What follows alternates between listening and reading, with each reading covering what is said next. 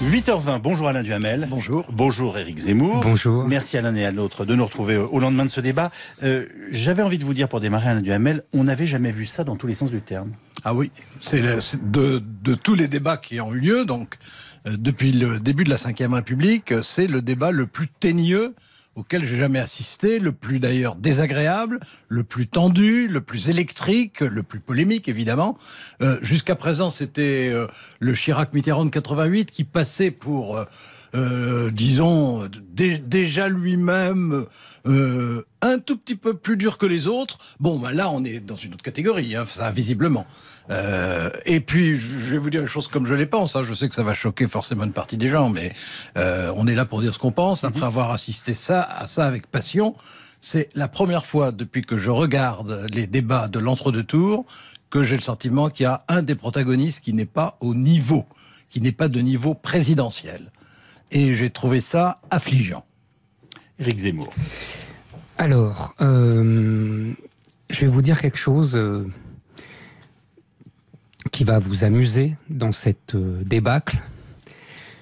Deux phrases que je reprends souvent et dont mes amis se moquent avec gentillesse, c'est « c'était mieux avant » et « le niveau baisse ». Je trouve que ça définit exactement ce débat d'hier soir.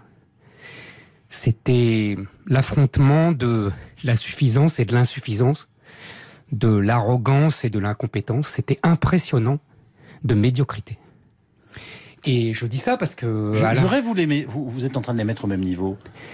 Je les mets pas au même niveau. Ce qui me paraît invraisemblable. Je les mets pas au même niveau, mais franchement, dans un autre débat, Alain a animé d'autres débats, il a connu les affrontements qui ont enchanté et illuminé ma jeunesse, entre Giscard et Mitterrand, entre même Mitterrand et Chirac, à la ligne. Oui, Chirac est un phénix à côté de ce qu'on a connu hier soir. Ma question était, Éric, est-ce que vous les mettez au même niveau? Non. Je répète ce qui me paraît invraisemblable. Non, mais c'était l'affrontement d'un technocrate expert contre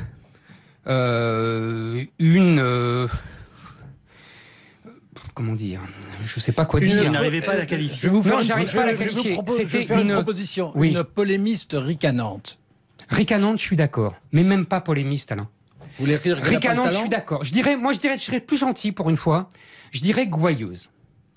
Ricanante, elle avait un rictus. Oui, je suis d'accord, mais c'était pour cacher sa gêne, je pense. C'est possible. C'était Éric, excusez-moi, on parle de la présidence de la République. Oui, justement, mais justement. Non, mais personne n'était au niveau. Finalement, elle a de la gouaille. Mais oui, elle a de la gouaille. Mais alors? Et alors? La gouaille, en France, c'est bien. Je veux dire, c'est pas une tare d'avoir de la gouaille. Mais pas là. S'il y a derrière. Non, mais même là. Mais Alain, pardonnez-moi. Même là, je veux bien qu'on ait de la gouaille dans un débat présidentiel. Mais s'il y a quelque chose derrière. Parce que vous comprenez, le débat, Pardonnez-moi, prononcez les mots. Dites-nous dans ce cas-là qu'il n'y avait rien derrière, parce que vous ne l'avez toujours pas exprimé. Après, je ne veux pas vous faire dire ce que vous ne voulez pas nous dire. Non. Je pense qu'il y a beaucoup derrière, mais pas chez elle. Bon. Je veux dire par là que vous vous souvenez, Alain, quand il y avait les grands combats Giscard-Mitterrand, on disait c'est un combat de société, un choix de société. Vous vous souvenez de ça? Assez bien, oui. Assez bien. Non, mais c'est vrai, je dis ça sans ironie, je suis pas gouailleur. Et ben là, c'est la même chose. Il y avait aussi un choix de société. Seulement, on avait deux personnes, et en particulier Marine Le Pen, mais même Macron, qui n'ont pas été capables de l'incarner. Et c'est ça que je leur reproche. Alors, Alain Duhamel. Alors, moi c'est ça quand je vous dis, il n'y a rien derrière, il y a quelque chose derrière. Moi, j'ai un point d'accord, un point de désaccord. Un point d'accord, c'était vraiment deux France, l'une en face de l'autre. Voilà. Deux stratégies, deux politiques, deux comportements. Je le dis d'autant plus que je l'avais déjà dit avant le débat hier soir ici. Donc, il y avait vraiment deux France. Absolument. Et en ce sens, c'était probablement le débat le plus dramatique, le plus presque historique, mais je vais nuancer évidemment, depuis 1981. Où, entre François Mitterrand et Giscard, il y avait vraiment des oppositions de société. Exactement. On avait ça hier. Absolument. Mais la grande différence, c'est que pour moi, il y en a un dont je ne sais pas ce qu'il donnera au pouvoir s'il est élu dimanche, mais dont je pense qu'il avait la stature et la compétence. Vous êtes généreux. Non, ça c'est mon droit. Oui, absolument. Et l'autre, qui a démontré hier de façon dramatique, mais quand je dis dramatique, je le dis sans plaisir, parce que j'aurais préféré pouvoir dire autre chose. Là, on est d'accord. Mais son insuffisance. Marine Le Pen, elle a du talent, elle a de la verve, comme vous dites, elle a de la gouaille, comme je dis, elle a une façon très désagréable en permanence d'insinuer, d'essayer de déstabiliser, de personnaliser. Disons les choses, elle joue au-dessous de la ceinture. Et je trouve que dans un débat présidentiel, je suis comme vous, c'est-à-dire que je prends la République au sérieux et les débats présidentiels de l'entre-tour au sérieux, elle n'était pas du niveau. Lui, il a ses défauts.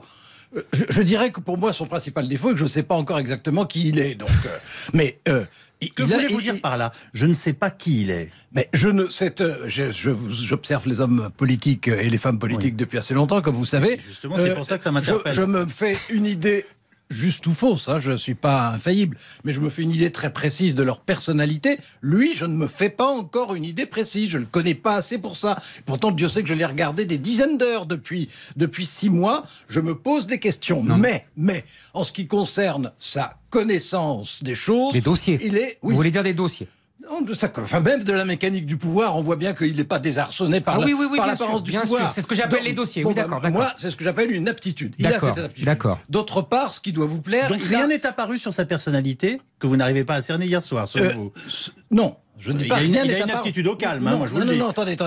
Je ne dis pas que rien n'est apparu, puisque je vous dis que hier, j'ai trouvé qu'il avait la stature. Après tout, de dire de quelqu'un qu'il a la stature présidentielle... c'est là que je vous suis pas. Mais non, c'est votre droit. Mais de dire qu'il a la stature présidentielle, c'est plutôt quelque chose, me semble-t-il, de positif. Flatteur, Et par ailleurs, il a fait preuve, en face de Marine Le Pen, d'un grand sang-froid. Elle a cherché... C'était son droit. Elle a cherché à le déstabiliser en permanence. Il a résisté. Encore fallait-il être capable de résister presque 2h30 à Marine Le Pen attaquant et faisant... Sarkozy avait pris des cachets contre Ségolène Royal.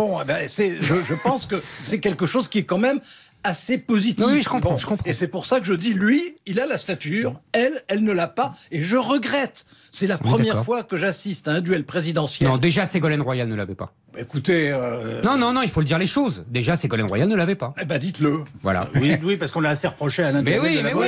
Mais il le sait très bien, on est d'accord. Alors, notamment par certaines absences dans ses livres. Alors, une chose très précise. Volontaire. Oui, j'ai bien compris, oui. Faites bien de le préciser, remarquez. De ce magma un peu informe, il faut retirer une idée. Et j'ai envie de vous demander à l'un et à l'autre, quelle est l'idée majeure que vous retenez de ce débat, ou la chose que vous avez néanmoins, au bout du compte, appris, alors qu'elle soit positive ou négative, il faut qu'on reparte avec quelque chose dans notre panier. Vous comprenez ce que je veux dire? Alors, Éric Zemmour.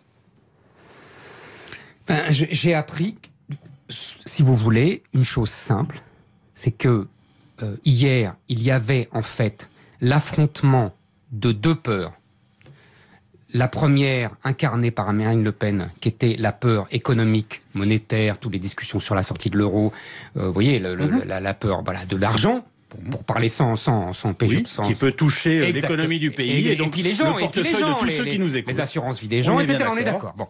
Et en face, il y avait, en vérité, et c'est bien pour ça qu'elle n'a pas su le conceptualiser, il y avait la peur de l'Occident qui vient, de la France qui vient, c'est-à-dire une France de plus en plus multiculturaliste, avec des pans entiers de territoires islamisés. D'ailleurs, c'est pas un hasard si un des rares moments où elle a touché juste, c'est quand elle s'est moquée de sa proposition de faire payer des amendes à des délinquants, alors que les flics et les pompiers ne rentrent plus dans des dizaines de territoires. C'est un des rares moments où elle a touché juste. C'est très révélateur. Donc il y avait ces deux France, ces deux peurs, et je pense que ça va structurer le débat dans les 10, voire les 20 prochaines années, et que simplement les champions vont changer. Voilà. Alain Duhamel conclut.